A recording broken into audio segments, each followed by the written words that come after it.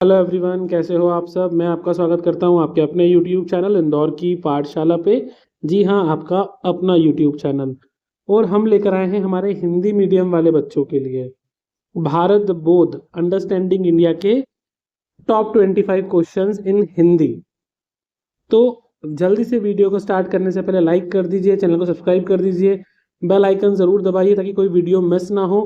और प्लीज़ अगर हो सके तो हमें थैंक्स और हाइप भी दीजिए, जो आपको लाइक के पास में ही मिल जाएगा।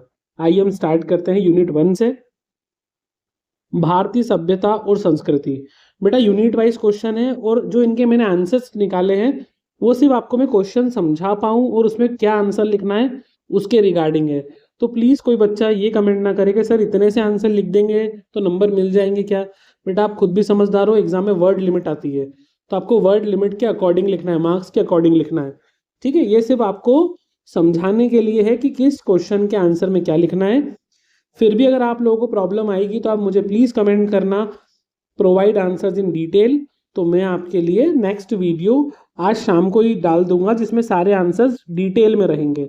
अभी तो क्या है बेटा कि कुछ बच्चों को सिर्फ ये चाहिए होता है कि सर आप आईएमपी क्वेश्चन दे दो, क्वेश्चन दे दो, क्वेश्चन दे दो। तो ये उन बच्चों के लिए खास करके वीडियो जिन्हें क्वेश्चन चाहिए होता है। क्वेश्चन फर्स्ट, सिंधु सभ्यता की मुख्य विशेषताओं का वर्णन करो। उत्तर, सिंधु सभ्यता की मुख्य विशेषता क्या क्या थी बेटा।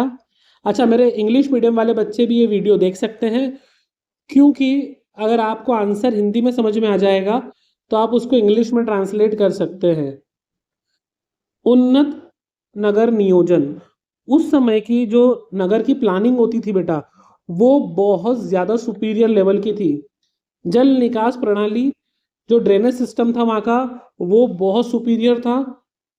पकी हुई ईंटों का उपयोग, उस समय पे भी जो घर में ईंटें बनती थी, नगरों में ईंटें बनती थी, वो बहुत पक्की ईंट होती थी। और व्यापारिक केंद्र, सिंधु सभ्यता व्यापारिक दृष्टिकोण से भी समृद्ध थी।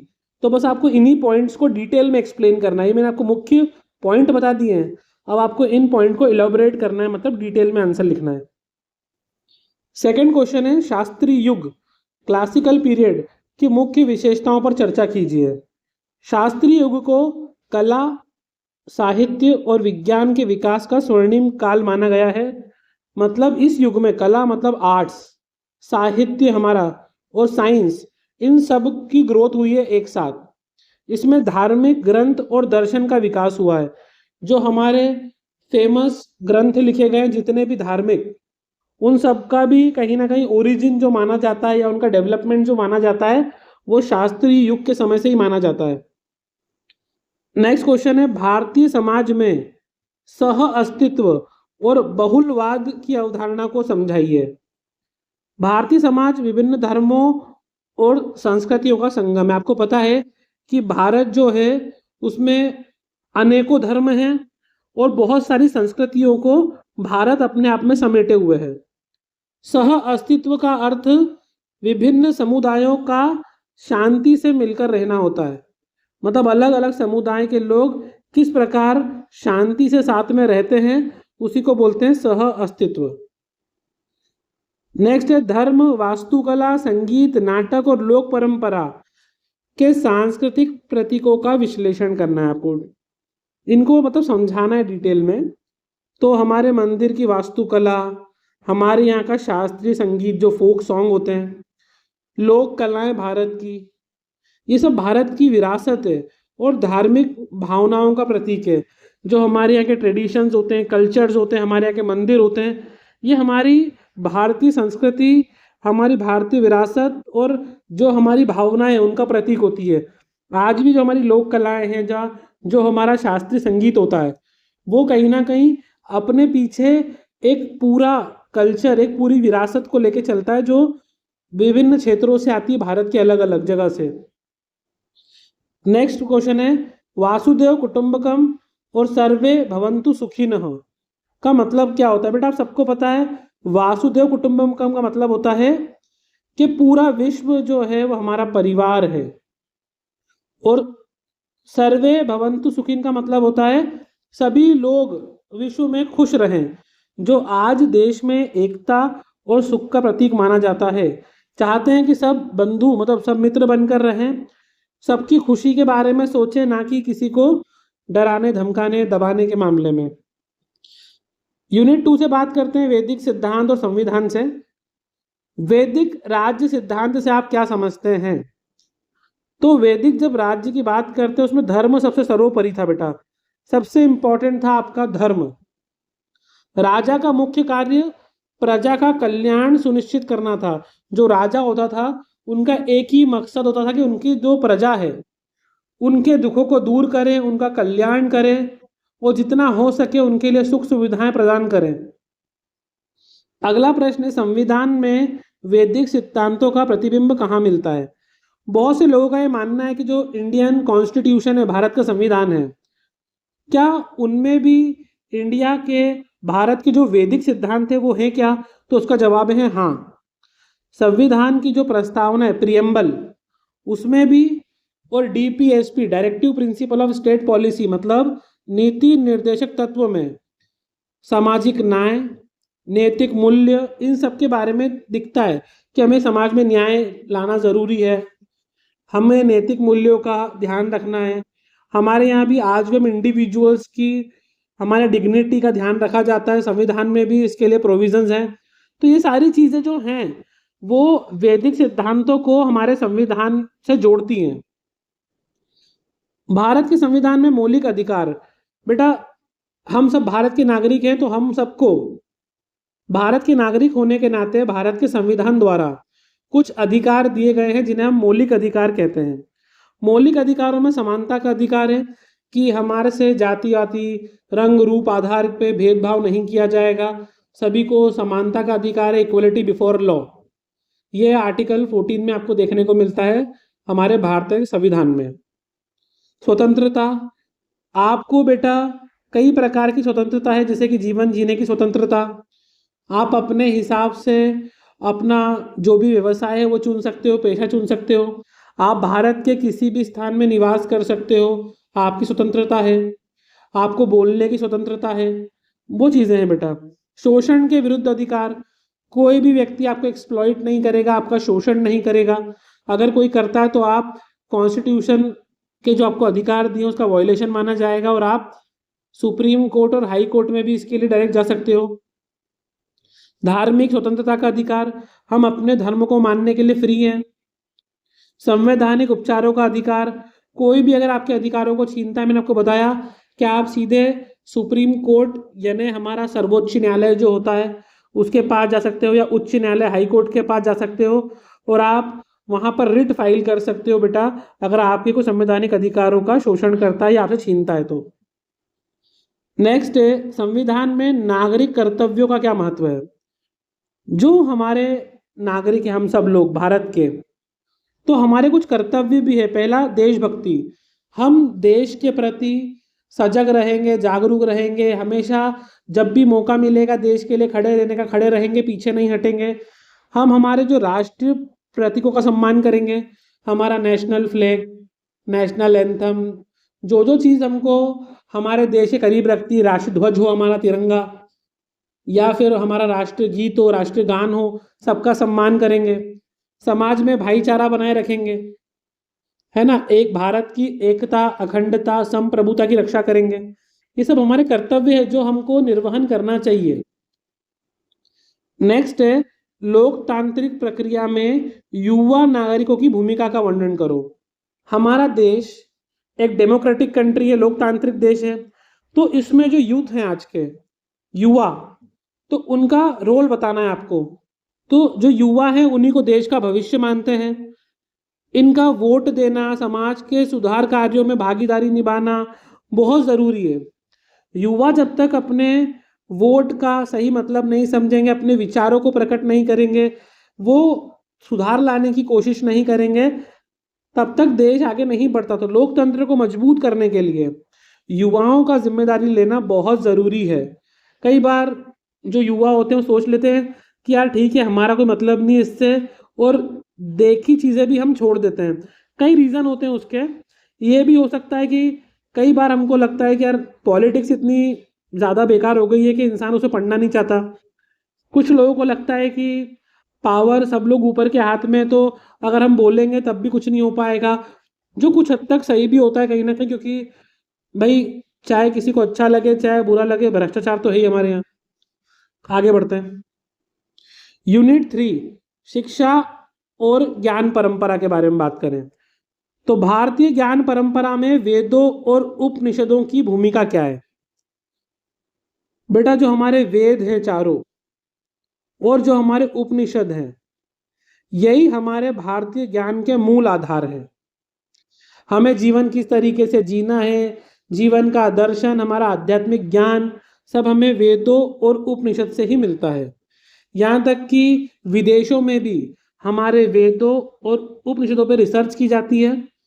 साइंस के, विज्ञान के बहुत सारे जो भी नए नए रिसर्च होते हैं वो कहीं ना कहीं हमारे वेदों पे ही आधारित होते हैं। और ये बहुत सारी वैज्ञानिक जो अनुसंधान कंपनियां हैं विदेशों की भी, वो भी बता चुकी है कि कहीं ना कहीं उनके सोर्सेज में भारत के वेद हैं। नेक्स्ट है भारतीय दर्शन और स्मृति ग्रंथों का शिक्षा में क्या योगदान है, हमारे यहाँ के एजुकेशन में इनका क्या रोल है। तो जो भारतीय दर्शन या स्मृति ग्रंथ हैं, तो विद्यार्थियों के जीवन में नैतिकता लाते हैं, हमारे मोरल्स अच्छे करते हैं, अनुशासन डिसिप्लिन लेकर आते हैं, मानवीय मूल्यों को विकसित करते हैं, हमें समझने में हेल्प करते हैं कि हम मानव हैं और हमारे को कुछ हमारी मोरल्स, ड्यूटीज और रिस्पॉन्सिबिलिटीज होती हैं, जिनका विकास करने में ये भारतीय दर्शन और स्मृति ग्रंथ योगदान प्रदान करते हैं। अगला प्रश्न है गुरुकुल परंपरा की प्रमुख विशेषताओं के बारे में बताइए। आप सब जानते हैं कि भारत में गुरुकुल परंपरा बहुत प्राचीन थी, आजकल भी गुरुकुल है बट इतने नहीं हैं। आजकल गुरुकुल लोग मतलब जाते हैं, कहीं कहीं मैंने देखे हैं गुरुकुल जहाँ पर लोग गुरुकुल में शिक्षा लेने जाते हैं, बट अब बहुत कम हो गए हैं। पहले गुरुकुल परंपरा जब चलती थी तो गुरुकुल में सभी लोग शिक्षा लेने जाते थे, उनका व्यक्तिगत विकास होता था, जीवन में अनुशासन, चरित्र सब कुछ सीखते थे, क्योंकि उन्हें गुरु पूरा मार्गदर्शन करता था। आपने ये भी सुना होगा कि गुरु की महिमा को सर्वोपरि मानते थे, गुरु के हिसाब से ही अपना जीवन यापन करते थे। हमने देखा है कि जो पुराने ज़माने में इंसान के लाइफ को अलग अलग भागों में बांट दिया जाता था, तो वैसे ही उसमें एक गुरुकुल का आश्रम भी होता था जहाँ पर विद्यार्थी अपना जीवन जीते थे, पढ़ाई के साथ साथ व्यक्तिगत विकास, अनुशासन, सामाजिक कार्य, लोक कल्याण, ये सब भी सीखते थे। नेक्स्ट है छात्र केंद्रित शिक्षा क्या है, स्टूडेंट सेंटर्ड लर्निंग क्या होती है। तो यह वह शिक्षण प्रणाली है जिसमें पाठ्यक्रम और शिक्षण विधियां विद्यार्थी की रुचि और सीखने की गति के अनुसार निर्धारित करते हैं। छात्र केंद्रित मतलब होता है बेटा कि जो स्टूडेंट हैं उनके अकॉर्डिंग उनका किस विषय में रुचि है, किस तरीके से वो किस पेस में उनकी सीखने की गति है। कुछ लोग बहुत जल्दी कैच कर लेते हैं, बहुत जल्दी सीख जाते हैं, कुछ बच्चों को समय लगता है। तो बच्चों के हिसाब से, उनकी रुचि के हिसाब से, उनकी सीखने की गति के हिसाब से हम जो है हमारी पढ़ाई का टेक्निक और जो सिलेबस है वो डिसाइड करते हैं, उसको बोलते हैं छात्र केंद्रित शिक्षा। अगला क्वेश्चन है भारतीय शिक्षा दर्शन में शिक्षा का मुख्य उद्देश्य क्या है। बेटा शिक्षा का उद्देश्य सिर्फ आजीविका कमाना नहीं, सिर्फ आपको पैसे कमाना है, जीवन जीने के लिए शिक्षा नहीं है। शिक्षा आपके ओवरऑल डेवलपमेंट, मोक्ष की प्राप्ति के लिए भी बेटा कहीं ना कहीं अगर आप शिक्षा लेते हो, देखो मोक्ष की प्राप्ति इसलिए बोला गया है, अगर गुरु नहीं होते, शिक्षा नहीं मिलती, तो आप कभी भगवान को पाने के बारे में सोच भी नहीं सकते थे। यूनिट 4 जीवन दर्शन और पर्यावरण, पुरुषार्थ चतुष्टय का वर्णन कीजिए। पुरुषार्थ 4 होते हैं बेटा, धर्म, अर्थ, काम और मोक्ष। धर्म का मतलब होता है हमारा कर्तव्य, अर्थ मतलब होता है आजीविका चलाना, काम मतलब जो हमारी इच्छाएं होती है, और मोक्ष मतलब मुक्ति। इनको आपको डिस्क्राइब करना है, ठीक है। पुरुषार्थ को 4 भागों में बांटा है, धर्म, अर्थ, काम और मोक्ष। आश्रम व्यवस्था क्या है, इनकी प्रासंगिकता को बताइए। मैं इसके बारे में बात कर रहा था थोड़ी देर पहले जब मैं गुरुकुल के बारे में समझा रहा था कि जीवन के 4 चरण, एक ब्रह्मचर्य, ब्रह्मचर्य काल में ही बच्चे गुरुकुल में जाके शिक्षा लेते थे। गृहस्थ जीवन इसके बाद आता है। वानप्रस्थ और सन्यास, आपको इन चारों को एक्सप्लेन करना है, जो जीवन को अनुशासित और संतुलित बनाते थे। पहले मनुष्य के जीवन को इन्हीं चार चरणों में बांट देते थे। ब्रह्मचर्य में शिक्षा, छात्र जीवन आता था, जहाँ पर वो अनुशासन वगैरह सब सीखते थे। गृहस्थ जीवन इसके बाद शुरू होता है, जहाँ पर वो उनका विवाह वगैरह होता है, वो अपने जीवन को, परिवार को आगे बढ़ाने के लिए, जीविका चलाने पे ध्यान देते हैं। वानप्रस्थ आश्रम, ये उनकी वृद्धावस्था का समय होता है, जब थोड़ा सा वो, उनका गृहस्थ आश्रम खत्म हो जाता है। और संन्यास, जब वो सब काम त्याग देते हैं। नेक्स्ट क्वेश्चन है, भारतीय संस्कृति में यज्ञ की भूमिका बताइए क्या होती है। यज्ञ जो होते हैं उनका प्राचीन समय से ही बहुत ज़्यादा महत्व है हमारे भारतीय इतिहास में। यज्ञ जो होते हैं वो पर्यावरण को शुद्ध करते हैं, सामाजिक एकता के साथ साथ प्रकृति के समर्पण का भी प्रतीक होता है।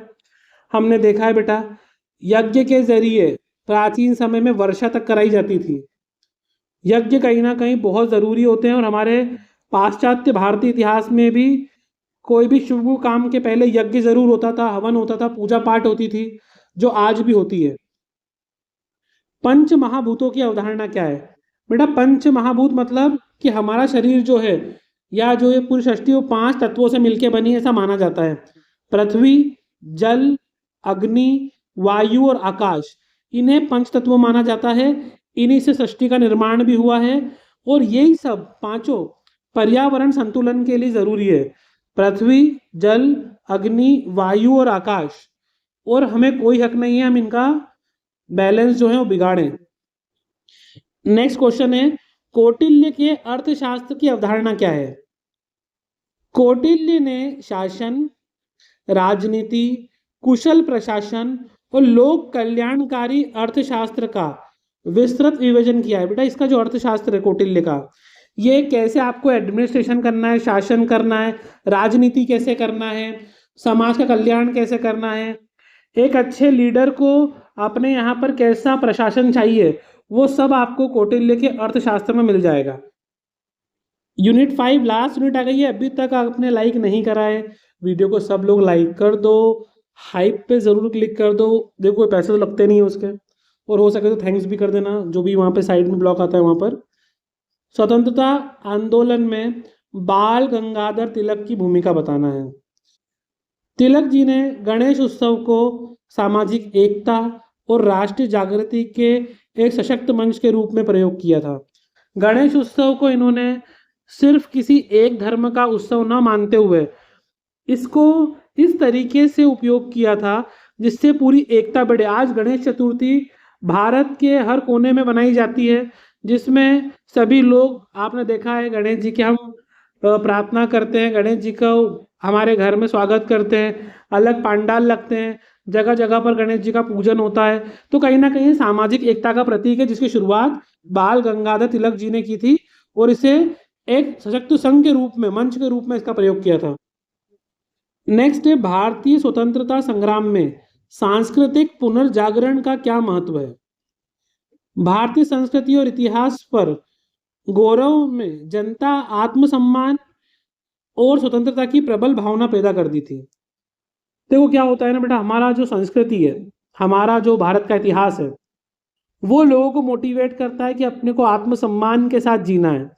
और भारत जो है वो स्वतंत्र देश था, और हमें स्वतंत्रता वापस लेनी है। लोगों के मन में भावना पैदा करी हमारे धर्म ने। धर्म हमें हमेशा सिखाता है कि इस तरीके से हमें सबका सम्मान भी करना है, लेकिन अगर कहीं हमारे धर्म का कोई विरोध कर रहा है तो किस तरीके से हमें खड़े होना है, ये भी हमें सिखाया गया है धर्मों के द्वारा। श्री कृष्ण जी भी बांसुरी बजाते थे, आप सभी को पता होगा, पर समय आने पे उन्होंने सुदर्शन चक्र भी चलाया है। तो ये कहीं ना कहीं हमें बताता है कि ज़रूरत पड़ने पे अगर हमें स्वतंत्रता के लिए खड़ा भी होना पड़े तो पीछे नहीं हटना चाहिए। नेक्स्ट क्वेश्चन है, भारतीय अंतरिक्ष कार्यक्रम की उपलब्धियां। Again very important question. ISRO Indian Space Research Organisation Bharat का, इसने चंद्रयान, मंगलयान और बहुत सारे मिशन बनाए हैं, परमाणु बम बनाया है, उसका टेस्टिंग किया है, जो भारत को वैश्विक स्तर पे अंतरिक्ष विज्ञान में अग्रणी बना रहा है। आज भारत का इसरो पूरे विश्व में प्रसिद्ध है। भारत ने अनेकों मिशन सक्सेसफुली अचीव किए हैं।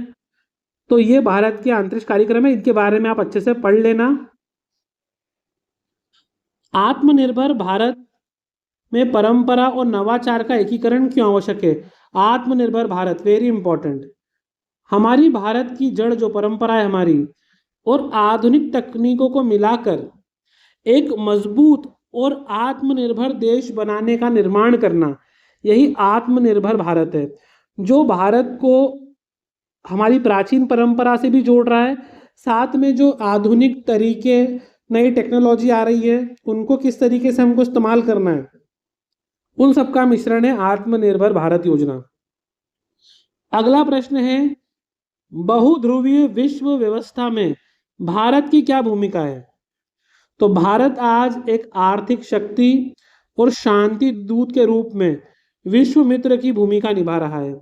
भारत आप देखो कहीं पर भी अगर वॉर वगैरह होती है या कुछ भी होता है तो इंडिया अपना पॉइंट भी रख रहा है कहीं ना कहीं शांति दूत के रूप में, और इकोनॉमिकली भी कहीं ना कहीं बूस्ट तो हो रही, इकोनॉमी देखो महंगाई बढ़ रही है, सब हो रहा है एक्सेट्रा, बट इकोनॉमी भी बूस्ट हो रही है।